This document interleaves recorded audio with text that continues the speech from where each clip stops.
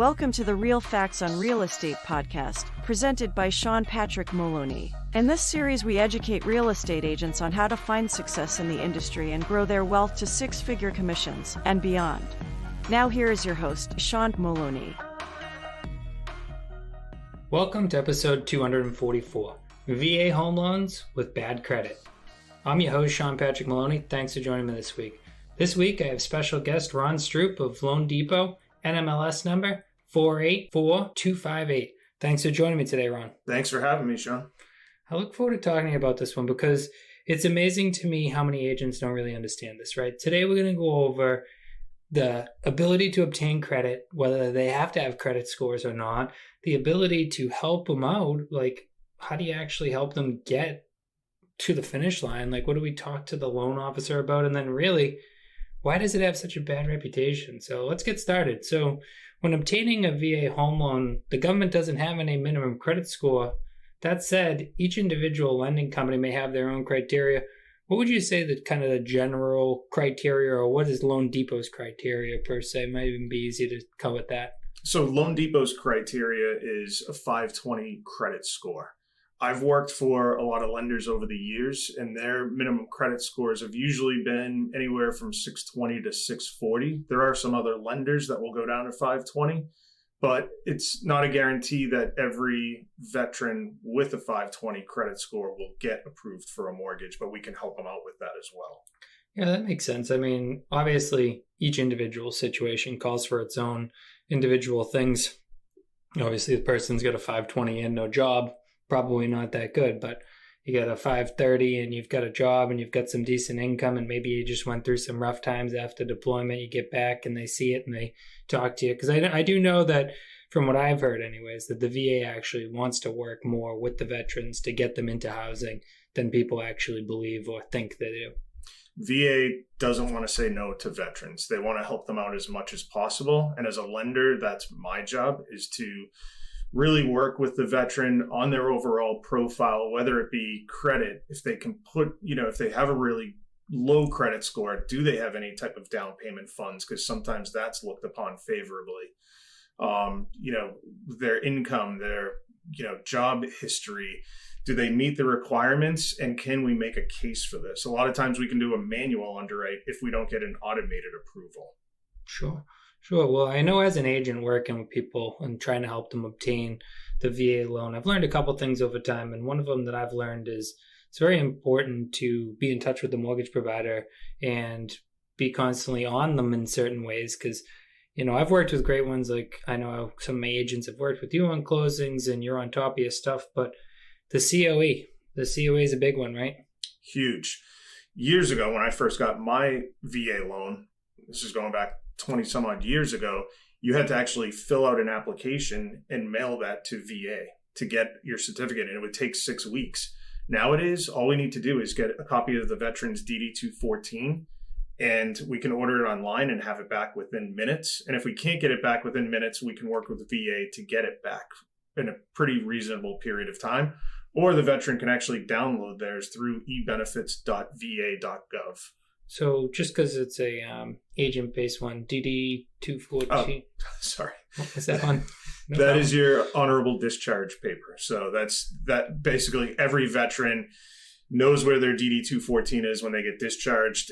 It verifies that they have honorable and creditable service to be able to qualify for a VA certificate of eligibility.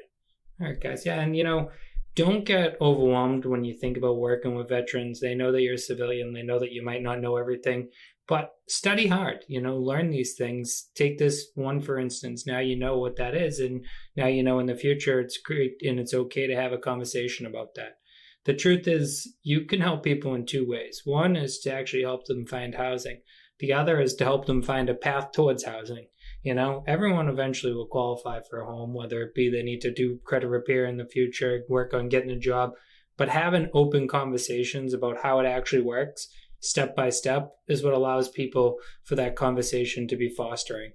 To hide from things, to pretend like they don't exist is how people don't end up doing something in the future. So guys, when you're working with the mortgage professional, pair yourself with someone who really understands VA loans. a lot of times it's best, honestly, if you can even find a veteran that actually is a lender. I know Ron himself. Ron, what did you serve? I was in the Marine Corps from 1989 to 1993 and have been doing VA loans for 25 years. Yeah, and one of the reasons being is there's just a certain level of understanding when you've gone through a process. And, I imagine you've bought a home with a VA loan? Yeah, so my first home purchase I didn't even know that I had VA eligibility. I didn't know that it existed. And I met a lender at a home show, and he ran me through the ringer with the process. And it took 2 or 3 months to close, and it was just battle after battle. And that's sort of what motivated me to get into the mortgage business. Yeah. I think basically VA loans have a bad reputation due to the idea that people have a lack of education. So with agents, oftentimes they use words like down payment and deposit interchangeably, and they do all sorts of different things. Oh my God, the VA inspection, there isn't even a VA inspection. It's the VA appraisal, but they're using all these different excuses, really. Because the reason I call them excuses is an excuse to allow yourself to be wrong, even though you're the one that's wrong. Because if you had studied or even learned a little bit about it, you'd realize that words that are coming out of your mouth aren't truths, so therefore they're excuses. So, I think it's very important to learn, and I know you guys here listening today, obviously you're tuned into a podcast. You're the type of people that care. You're the type of people that wanted to learn more. And Ron, how would someone reach out to you and get a hold of you if they were looking to talk more about VA loans? They can call me at 508-294-3372, or they can text me at that number, or they can email me at rstroup@loanDepot.com.